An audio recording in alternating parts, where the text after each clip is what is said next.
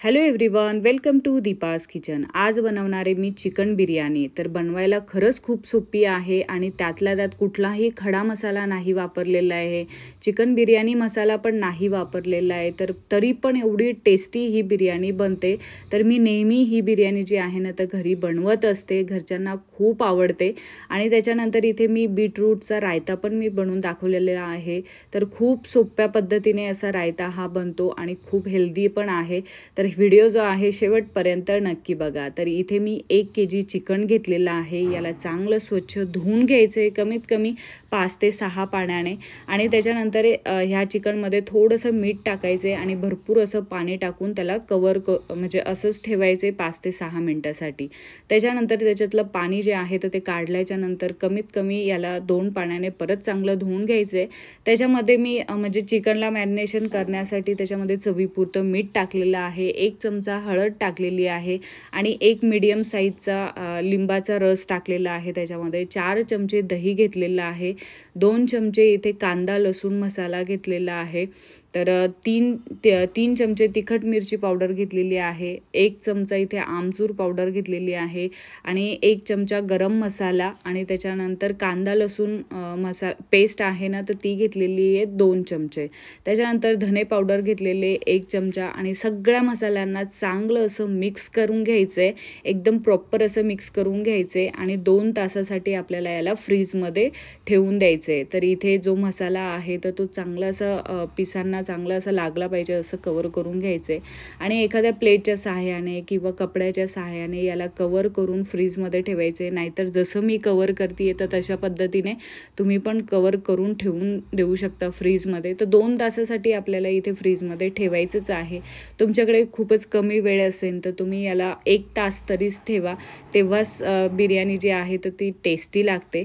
तर इथे मी एकदम सिंपल पद्धतीने बीटरूटचा रायता तुम्हाला बनवून दाखवते, एकदम टेस्टी लागतो, कुठेही तुरट वगैरे लागत नाही आणि एकदम हेल्दी आहे। तर इथे मी 3 मीडियम साईजचे बीटरूट घेतलेले आहे, पण एक मला थोडं जास्त वाटत होता तर त्याच्यासाठी एक मी कमी केला आणि 2 मीडियम साईजचे बीटरूट घेऊन त्याला वरचे छिलके काढून एकदम बारीक खिसणीने खिसून घेतलेलं आहे आणि 1 काकडी घेतलेली आहे, त्याला पण चांगलं खिसून घेतलेलं आहे।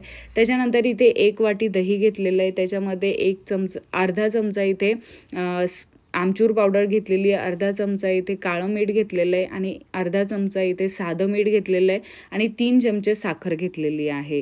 तर चांगलं असं मिक्स करून घ्यायचं आहे दह्यामध्ये आणि त्याच्यानंतर जे बीटरूट आपण खिसून घेतलेलं होतं ते त्याच्यामध्ये ॲड करायचं आहे आणि त्याच्यानंतर ना जी काकडी खिसून घेतलेली होती तर त्याच्यातलं पूर्ण प्रॉपर पाणी काढून घ्यायचं आहे। नाहीतर काय होणार, जेव्हा आपण रायता खाऊ ना तो खूप असं म्हणजे त्याच्यामध्ये जे पाणी आहे तर ते लागेल। त्याच्यासाठी काकडी जी आहे तर ती चांगली असं त्याच्यातलं पूर्ण पाणी जे आहे तर ते काढून घ्यायचे। त्याच्यानंतर बीटरूटमध्ये ॲड करायचे आणि चांगलं असं मिक्स करून घ्यायचे त्याला रायत्याला आणि रायता जो आहे तर तो बनवून तयार झालेला आहे एकदम। याला पण फ्रीजमध्ये ठेवायचं, जेव्हा खायचं असेल तेव्हा बाहेर काढायचं। तर इथे ना मी 4 ते 5 मीडियम साईजचे कांदे घेतलेले आहे, याला जे जाड देठचा भाग असतो तो कापून घ्यायचा आहे आणि असा आडवा कांदा जो आहे ना तर तो कट करायचा आहे। खरंच खूप म्हणजे भरपूर असा लंबा कांदा जो आहे तर तो तळून तयार होतो। तर सगळे कांदे जे आहे तर असेच मी कट केलेले आहे आणि त्याच्या पाकळ्या ज्या आहेत त्या मोकळ्या अशा करून घ्यायच्या आहे एका मोठ्या ताटामध्ये। तर 5 ते 6 कांदे एकदम परफेक्ट आहे आणि जे साहित्य आहे तर ते पण एकदम परफेक्ट आहे। त्याच्यानंतर इथे तांदूळ घेतलेले 2 वाटी, तर तुम्ही कुठलेही तांदूळ घेऊ शकता, पण लंब्या दाण्यावाले तांदूळ घ्या म्हणजे बिर्याणी खूप छान बनते आणि दिसायला पण खूप छान वाटते। तर इथे 2 वाटी तांदूळ घेतलेले, या तांदळाला पहिले ना धुवून घ्यायचे, 1-2 पाण्याने धुवायचे, असं खूप सारं असं रगडून असं धुवायचं नाही आहे, त्याला हलक्या हाताने धुवून काढायचे आणि त्याच्यामध्ये पाणी ॲड करून याला कमीत कमी आपल्याला अर्ध्या तासासाठी ठेवायचे। मी अर्धा तासच ठेवलेलं आहे। तर त्याच्यानंतर ना इथे मी कांदा तळून घेते, तर मीडियम गॅसवर कांद्याला चांगलं असं तळून घ्यायचे। पूर्ण कांदा मी एकदाच टाकलेला आहे, कारण की जेव्हा आपण टाकतो कांदा तर तेव्हा खूप सारा दिसतो, पण जेव्हा आपण तळल्याच्या नंतर कांदा खूप कमी होतो। तर त्याच्यासाठी एक खट्टीस मी पूर्ण कांदा जो आहे तो कढईमध्ये टाकून दिलेला आहे आणि कांद्याचा कलर बघू शकता खूप छान आलेला आहे। लगेच मी कांदा काढून घेतला त्याच्यातला। तळतानाच कांदा कुरकुरीत नसतो, थंड झाल्यावर तो कुरकुरीत होतो.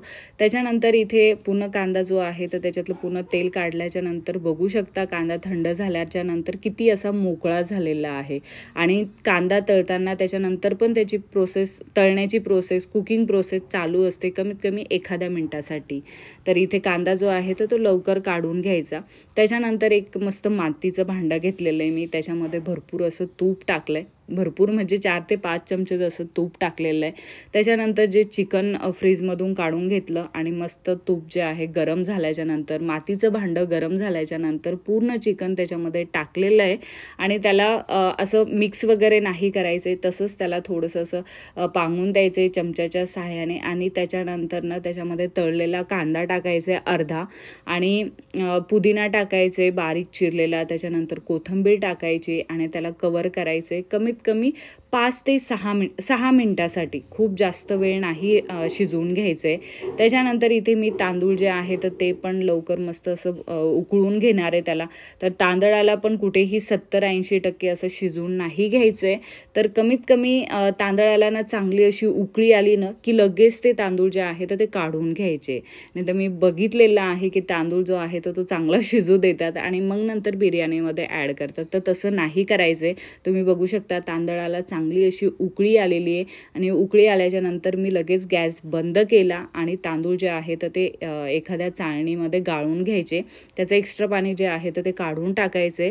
तर इथे मी पूर्ण तांदूळ जे आहे तर ते चाळणीमध्ये गाळून घेते आणि त्याच्यानंतरच बघू शकता तुम्ही तांदूळ जो आहे तर तो पूर्ण असा शिजलेला नाही आहे किंवा 70-80% नाही झालेला आहे, पूर्ण तो कच्चाच आहे.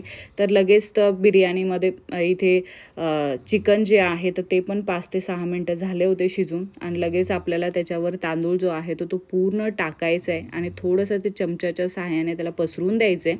त्याच्यानंतर त्याच्यावरनं जो तळलेला कांदा होता तो त्याच्यावर टाकायचा आहे, पुदिना बारीक चिरलेला तो टाकायचा आहे. त्याच्यानंतर कोथिंबीर टाकायची आणि केसरचं दूध टाकायचं आहे. आणि इथे केसरचं थोडंसं पाणी म्हणजे मी दुधामध्येच मिक्स केलेलं होतं तर ते त्याच्यामध्ये टाकायचं आहे, केशरी कलर. त्याच्यानंतर त्याच्यामध्ये तूप टाकलेलं आहे 2 ते 3 चम्मच असं पांगून आणि त्याच्यानंतर त्याला कवर करून ठेवायचं आहे कमीत कमी 10 ते 12 मिनटासाठी. 10 ते 12 मिनिट्स एकदम परफेक्ट आहे. आरामशीर पूर्ण चिकन जे आहे तर ते व्यवस्थित शिजतं आणि भात पण खूप छान मोकळा असा शिजला जातो. तर इथे व्हिडिओ कसा वाटला तर मला नक्की कमेंटमध्ये सांगा आणि प्लीज चॅनलला सबस्क्राईब करण्याचं विसरू नका. आणि फेसबुकवर बघत असेल तर फेसबुकवर पण फॉलो करायचं विसरू नका. स्वस्त रहा, मस्त रहा, चांगलं जेवण करा. थँक्यू. Bye bye.